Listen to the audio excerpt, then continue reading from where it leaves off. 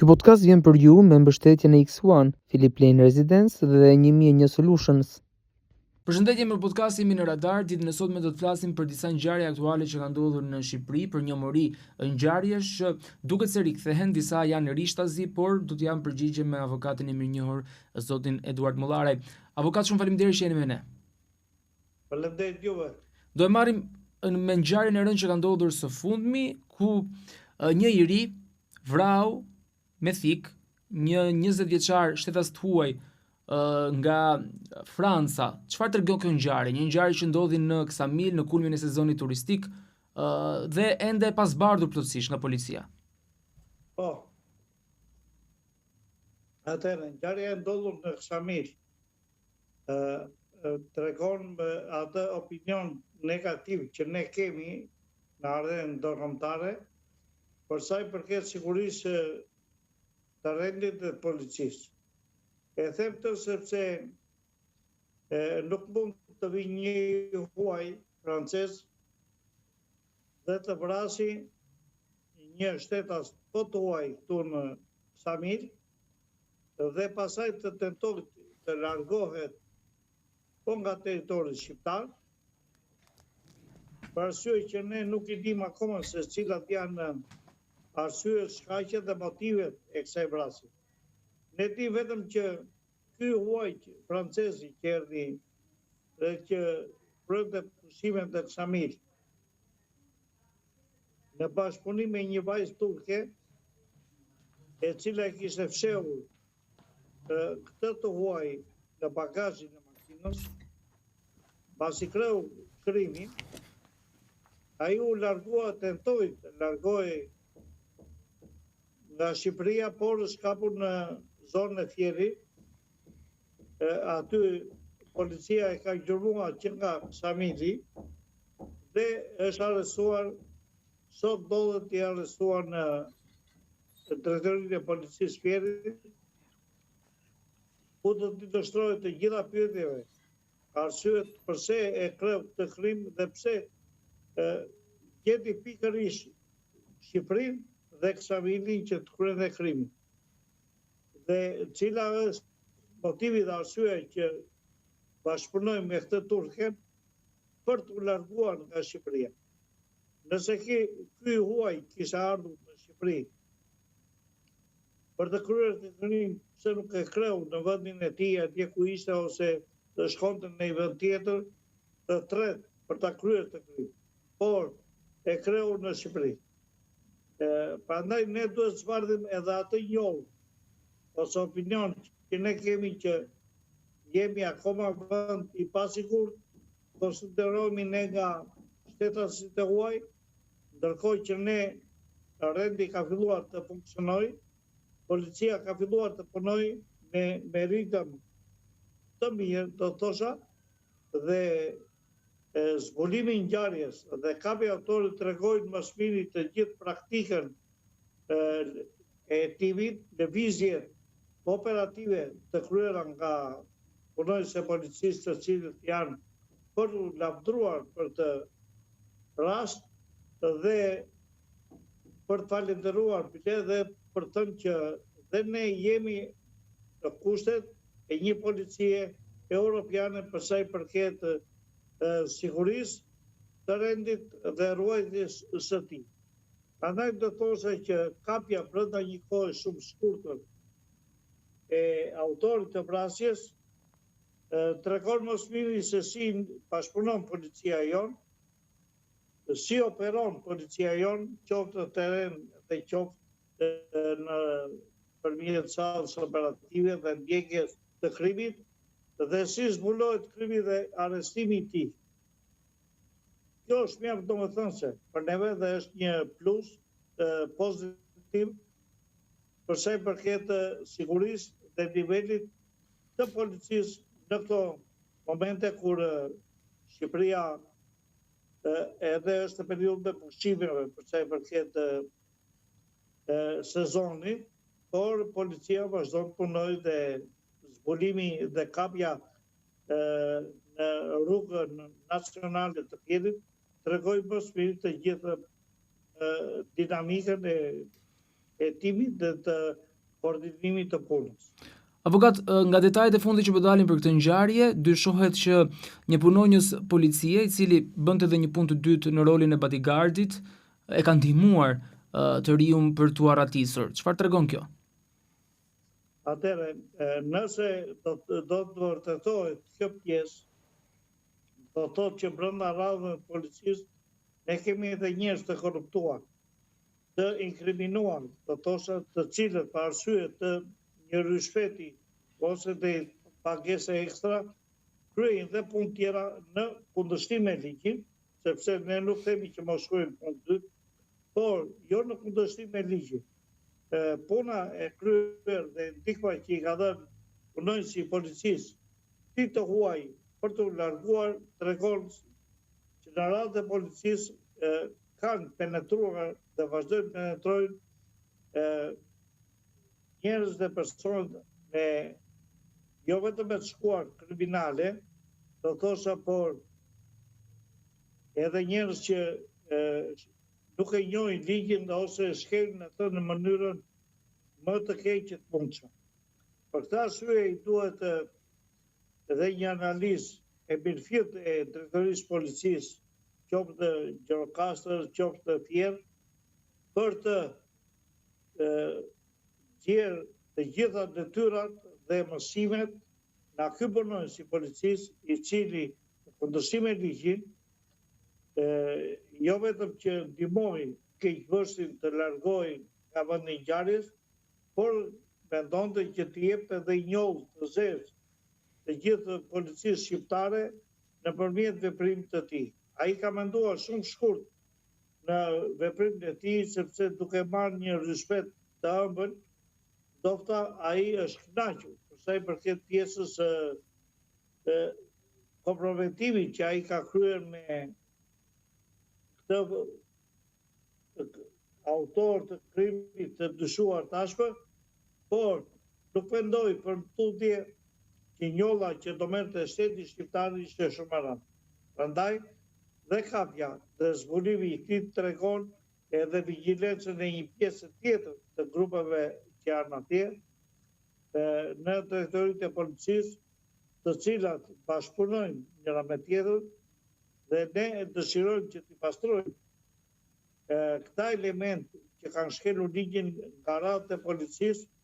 dhe të marrin dënimin e merituar nga organet e drejtësisë, me qëllim që organet e policisë ne nuk duhet të kemi element të tillë keqbërës që shkelin ligjin dhe abuzojnë me ligjin për një rishpet financiar edhe më tutje dofta akoma. Për të kaluar nga kjo ngjarje, avokat, një ngjarje teje të rëndë ndodhi edhe të dielën që lan pas, një sherr në një klub nate në Sarand solli edhe një reagim të madh publik për shkak të përfshirjes në të edhe të shefit të krimeve në Sarand, zotit Mateo Bakalli. Ajo ishte një ngjarje sipas jush në gjykimin tuaj, por edhe sipas ligjit e drejtë, apo ka disa parregullsi të ndërmarra nga ana e efektivëve? Shiko, sherri i ndodhur në Sarand në klubin e natës tregon që shumë ngjarje në Sarand që ja fokusuar një pjesë të thosha e këtyre personave ose grosistëve të cilët kanë pasuri jo me merit, jo me pjesë, por të fituar nëpërmjet korrupsionit, vjedhjes dhe abuzimit, kuptohet që nëse lekët do i fitosh jo me djesë, por do i fitosh në mënyrë të kundërligjshme, do ndodhin të ngjarje të këtilla të cilat japin një shije të tillë për të gjithë turistët që janë në Sarand, sepse ne konsiderojmë qytetin e Sarandës një qytet elitar për sa i përket turizmit atje dhe aktiviteteve që ushtrohen në Sarand. Prandaj raja e Mateos, e shefit të krimeve atje, tregoi që grupet janë të ndara atje. Atje kuptohet që ka pasur veprime mjaft të rënda dhe në shkelje të ligjit, por që Mateo Bakalli, i cili edhe ky mund të shpërdoruar detyrën, por kjo kërkon një analizë nga autoriteti i mbikëqyrjes policore, do thosha, pasaj nga gjykatat të cilat e kanë nxjerrë me detyrim paraqitje dhe marrëshpie, këtë punojnë së policia, do të tregoj që duhet jemi shumë të kujdesshëm dhe duhet ta forcojmë akoma më shumë ligjin për sa i përket sezoneve të pushimeve, me qëllim që mos kemi ngjarje të tilla mjaft të rënda dhe me konflikte të cilat janë banda të ndara ndërmjet tyre për interesa dhe kuptohet mjaft të thella, sepse atje ndofta mund të tregtohet edhe kokaina dhe heroina në këto klubet e natës. Dhe kjo ka qenë një nga arsyet, besoj unë, që e kanë rrahur dhe Mateo Bakalli, sepse edhe ky në kundërshtim dhe në shpërdorim detyrës ka kryer të ky njësër veprime së kundërshtim e ligjit. Për paçka se është bërë pjesë e një konflikti brenda grupeve rivale në Saran. Prandaj na duhet që ta kontrollojmë më mirë qytetin e Sarandës për sa i përket sezoneve të verës dhe të jenë më tepër në vëzhgim të gjithë persona që janë me precedent penal, është e para, dhe e dyta do thoshe që duhet edhe një kontroll më rigoroz për sa i përket klubeve të natës, sepse vëmë re shpesh që në klubet e natës konsumohet heroin dhe kokain. Dhe duke sjellë fitime të mëdha lokalit ose ambienteve sociale ku ushtrohet ky aktivitet,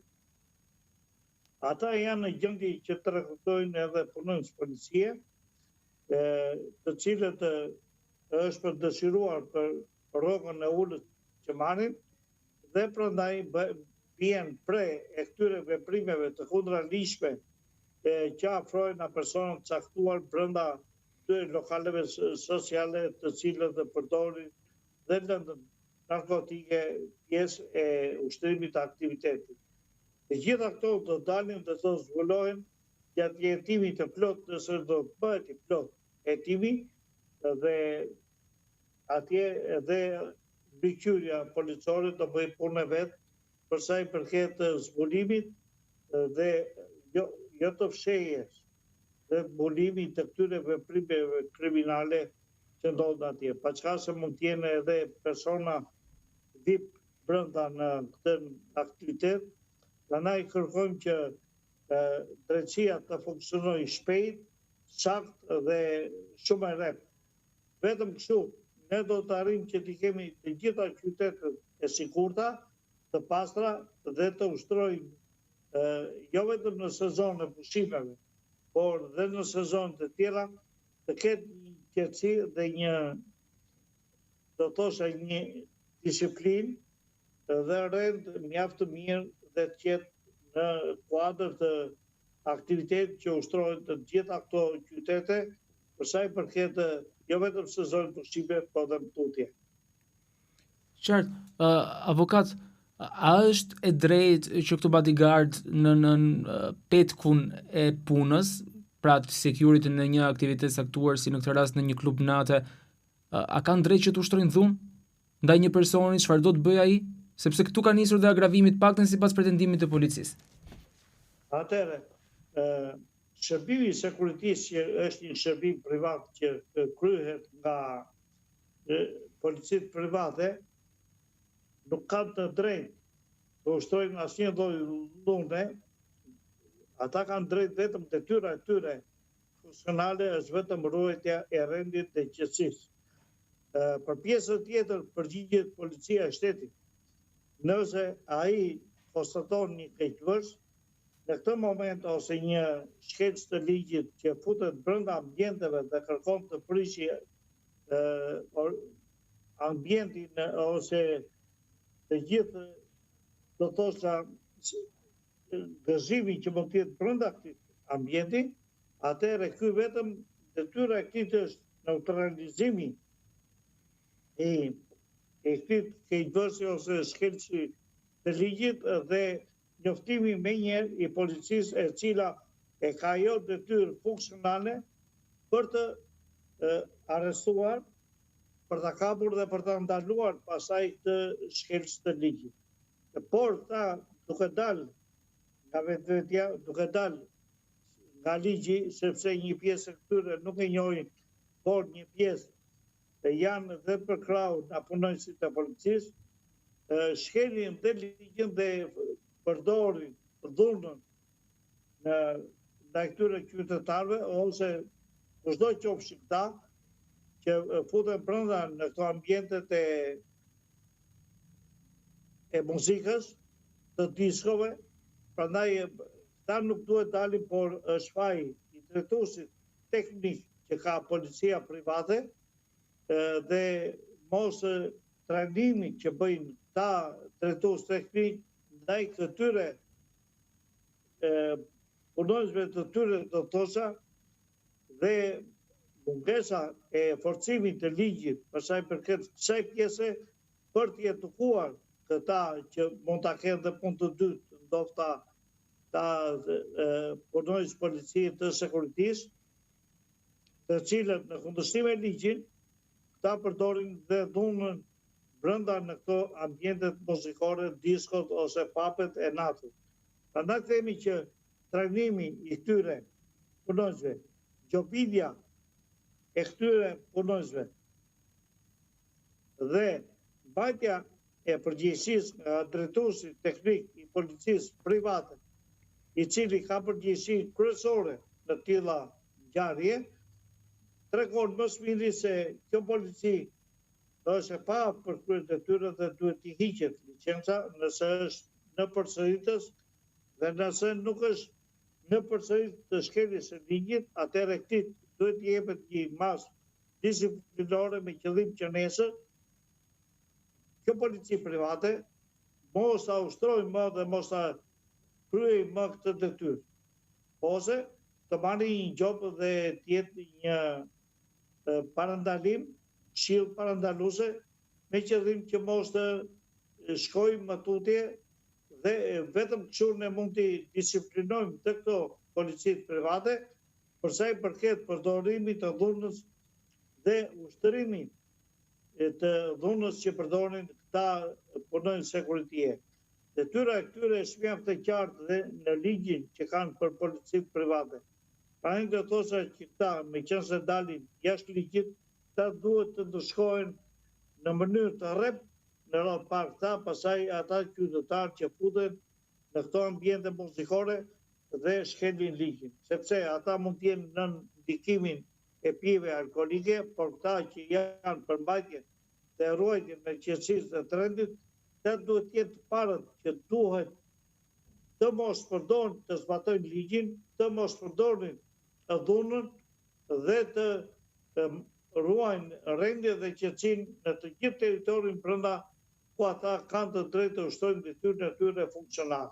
Prandaj këta duke qenë se njohin edhe një pjesë të punonjësve të policisë, ta bëjnë edhe shkeljen e ligjit ndërmjet tyre dhe kjo sjell pasaj dhe agravimin e këtij konflikti që ka arritur deri tek shefi i krimit. Avokat, do të rikthej një ngjarje që ne kemi trajtuar dhe herën e fundit në podcast bashk, bëhet fjalë për ngjarjen e Fierit, ku ne e trajtuam detajet që ju sollët, madje duket se po dalin çdo ditë e më tepër në rrëfimin e vajzës. I referohem gjithmonë ngjarjes së Roskovecit. Ju thatë teksa ishim bashkë në podcast që djali e përndiqte, madje ditën e djeshme ajo ka dhënë dhe disa detaje të tjera që kam qenë para disa kohësh me të në një hotel, thoshte që do vriste veten sepse kërkonte gjithmonë ribashkimin. Çfarë nuk di mende nga ajo ngjarje, ju e keni trajtuar nga afër? Shiko, vetëm një element mendoj unë. Ajo ngjarje është se vajza dhe unë i përmbajmë asaj deklarate që kam dhënë tek ju, që vajza duhet të kthejë lekët tek familja e djalit. Arsyeja dhe motivi pse vajza është lënë gjallë ka të bëjë vetëm me shlyerjen e detyrimit, sepse është një borxh i cili ajo familje duhet ta shlyejë këtë tretën, pra djali që vrau veten, ka sjell disa lekë në Angli. Këtë pagesë ka sjell që një pjesë ka sjell nëpërmjet postës dhe një pjesë ka sjell vetë pasaj fizikisht. Vajza e shpërdoroi në mënyrë më të keqe punëshme. Dhe shfrytëzoi dhe pikën e toput që kishte djalin ndaj saj. Në këto kushte, kjo vajzë që sot është gjallë, është vetëm sepse duhet çojë lekët të familjen e djalit. Nëse kjo nuk çon lekët brenda një afati që ka lënë edhe djali, ne mendoj që do kemi dhe një konflikt tjetër, do kemi dhe një humbje e jetër tjetër në atë zonë, sepse përsa i përket detyrimit financiar, askush nuk ka falë borxhin. Ndërkohë që ti e shpërdoron në mënyrën më të keqe të mundshme, ai tjetër i cili ka vajtur në Angli, nuk dihet me çfarë shman, nuk e dim çfarë leku është lek i pisët, apo është lek me gjak dhe me djerës i siguruar nga puna që ka kryer. Megjithatë, ajo është pjesë e organeve të treta të cilat do merren me hetimin e kësaj çështje. Vajza duhet mos abuzonte me këtë fond lekësh dhe vajza duhet të kthej lekët brenda në këtë familje, sepse pjesa që tregon vajza që kam vajtur me djalin për hotele, kam shëtitur, kam bërë, është pjesë e lidhjes dhe afrimitetit që ka pasur vajza në momente të caktuara me djalin, sepse vajza ka qenë e fejuar me këtë djalë, paska se u prish fejesa pasaj, dhe kjo vazhdonte akoma që ta donte djalin ose të loste me djalin, derisa arriti në pikën më të nxehtë të pasaj të vetvrasjes. Do thoshe që vajza e përdori djalin, i mori të gjitha lekët dhe në fund fare solli atë ngjarje fatale që është për dyja familjen. Do thoshe që vajza e përsëris edhe një herë që vajza duhet me patjetër të sjellë lekët dhe të dërgojë lekët të familjen e djalit. Atje ku ka humbur, ku kjo ishte vajza e shtëpisë, nusja e shtëpisë të atë derë. Pastaj u prish fejesa apo su prish pjesë tjetër, dhe kështu që për të ruajtur ekuilibrin e qetësisë për batej, sepse ato jetë njerëzish nuk kthehen më që kanë humbur, duhet që vajza të ruaj qetësinë dhe të kthej të shesi atë banesë që ka blerë në Tiranë dhe të kthej një pjesë të lekëve familjes ish të fejuarit të saj. Mesazhi juaj, avokat, lidhur me gjitha këto ngjarje që ne sapo trajtuam? Atëherë, mesazhi im është duhet një disiplinë më e fortë në polici, duhet një trajnim më i kujdesshëm në radhën e policisë, duhet një trajnim në policitë private, një disiplinë më e fortë në policitë private, dhe në trajnimin e të gjithë këtyre bodyguardëve që shërbejnë në këto lokale me muzikë që i quajmë disco ose pave, sepse dhe ndëshkimi i këtyre policive private me gjoba dhe masa ndëshkuese represive shumë të forta, me qëllim që ta duhet të jenë shembull në zbatimin e ligjit dhe jo të jenë këta përdorus të dhunës dhe shkelës të ligjit. Nëse ne këta do t'i kemi në krah në jetën e përditshme, atëherë nuk do ndodhi ngjarje të turshve dhe kriminale në ambientet e muzikës pop ose në ambientet e lokaleve të natës. Prandaj do të thosha që një analizë më hollësishme nga drejtori i përgjithshëm i policisë do të ishte e nevojshme për të larguar nga ata punonjës policie të cilët janë të rekrutuar në bandat ose në grupet kriminale për të kryer një punë të dytë dhe për të mbuluar krimin. Kështu që unë edhe njëri për thirrje drejtorit policisë që të bëjë një analizë më të ftohtë, përveç sukseseve të arritura, dhe të bëjë një analizë më të ftohtë për sa i përket pjesës së inspektorit të krimit për sa i përket policisë private dhe sekuritisë, sepse këto shumë herë bëhen dhe problem dhe bëhen kashillëk ndërmjet policisë shtetit dhe policisë private. Prandaj, detyrat ligji i ka të ndara, por përgjegjësia kryesore është e drejtuesit teknik, i cili duhet të udhëzojë, duhet të disiplinojë dhe duhet të trajnojë më mirë të gjitha grupet e sekuritisë, me qëllim që ata të jenë vetëm zbatues të ligjit dhe jo përdorues të dhunës, siç ishte rasti i Salamës. Avokat, edhe një pyetje të fundit sepse rikthehemi sërish ngjarjes së Ksamilit, duke qenë se detajet dalin nga momenti në moment. Dihet për djalin që kishte një precedent penal të përparshëm pasi kishte bërë burg në Angli. Një ndër shkaqet, paktën që është publikuar në media, është që sherri mund të ketë nisur për një vajzë mes tij dhe shtetasit francez. Mendoni që mund të shihet diçka tjetër pas, apo ky mund të jetë motivi kryesor? Dofta mund të jetë edhe ky motivi kryesor, ne nuk e dim akoma që t'i vëm pikën në i se kush mund të jetë motivi, por ngjarja e ndodhur në Ksamil, nga të huaj, është mjaft e rëndë. Prandaj themi që ardhja, bigma e dhënë dhe futja dhe fshehja e tij në bagazhin e makinës tregoi të gjithë efektivitetit e lëvizjeve dhe trajtimit të kësaj çështje, të kapjes së të keqbërësit të fjerë. Pastaj, cilat janë shkaqet dhe arsyet e ndodhjes së krimit, ato do jenë pjesë e prokurorisë të hetimit, që do bëhet në ditët të vazhdim dhe ne në ditët të vazhdim do japim dhe një mundësi të dytë për të shpjeguar dhe sqaruar të gjitha problematikat e ndodhura dhe arsyet e ndodhjes së kësaj ngjarje. Dhe pse pikërisht e Ksamil. Avokat Mullara, shumë faleminderit për prezencën tuaj dhe për analizën teje të saktë që i bëni këtyre ngjarjeve.